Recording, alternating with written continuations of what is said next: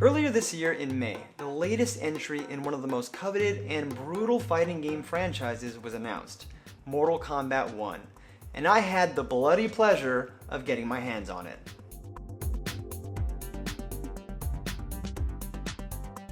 During the opening keynote of Summer Game Fest, NetherRealm Studios showed off what was, to me, the most intriguing game of the entire showcase, Mortal Kombat 1. Of course, I've been playing Mortal Kombat since the 1990s, so I'm a bit biased here, but the 4-minute trailer showed off everything that gamers, and especially Mortal Kombat fans, could have asked for. Gratuitous violence, an intriguing story, a bit of nostalgia, and to top it all off, the trailer was kicked off by one of the original creators of Mortal Kombat, Ed Boon. And now, having played the game myself, I can definitely say that the game lives up to every bit of hype that showcase built up. I didn't get to experience any of the story, but based on the intro briefing that led up to my playtest, the trailer, and of course the end of the last Mortal Kombat game, Mortal Kombat 11, Liu Kang now has control over the universe and is the god of fire. Using his new power, he has reset the entire universe and everything you previously knew about Mortal Kombat. Of course, every character available to play during my time with the game was a familiar face, but reimagined. Everything from their looks and even backstory has now changed. For example, as Ed Boon explained at Thursday's Summer Game Fest keynote, Sub-Zero and Scorpion, former rivals, are now brothers. During our time with the game, we were limited to Sub-Zero, Kenshi, Quintana, and Liu Kang himself as playable characters. As I mentioned previously, all of these characters have a new look, and that new look is fantastic. However, while the main playable roster has been refreshed, some characters bear a design much more reminiscent of the original Mortal Kombat trilogy from the 90s. These are cameo characters. Cameo characters are a new feature in Mortal Kombat 1.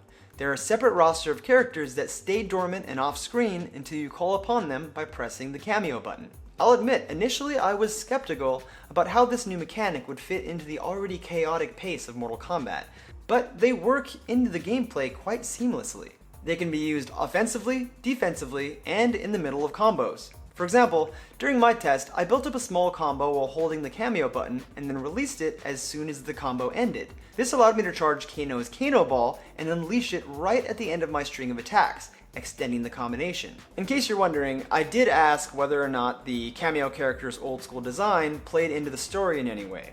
And the only real answer I was given was that the characters' likenesses are as Liu Kang remembered them. So I guess we can at least confidently say that the old timeline isn't being completely scrubbed from MK history. Even if it only lives on in Liu Kang's memories and, of course, our hearts. My choice of cameo characters, much like the base roster itself, was limited. I got to choose from Sonya Blade, Jax Briggs, and Kano in all of their retro glory. It's worth mentioning, if only to stir up some new fan theories, that these characters have always had a history throughout the Mortal Kombat franchise. Sonya and Jax were once professional partners, and Kano was always at the top of their list of enemies. Again, I'm probably looking too much into this, but it's fun to ponder the possibilities. As for the controls, they felt as smooth as ever.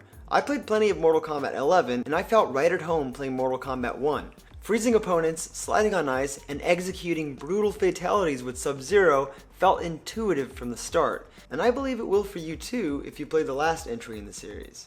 I do wish that we could have seen more of the story, but as most fighting games are, Mortal Kombat 1 is tons of fun just playing the Versus mode on its own.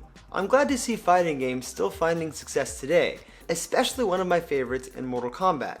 I think it's due in large part to NetherRealm's balance between feeding into their fanbase's nostalgia while still providing a polished and fresh experience. The graphics were astounding, the gameplay was smooth, the playable stages looked beautiful, especially Johnny Cage's mansion, which you can see right here, and the fatalities were as brutal as ever. I personally can't wait to get my hands on the game again once it releases on September 19th. We'll be covering Summer Game Fest all week, so stay tuned. In the meantime, don't forget to follow Engadget on all platforms, and of course, subscribe to our YouTube channel for more news, reviews, and tech stuff.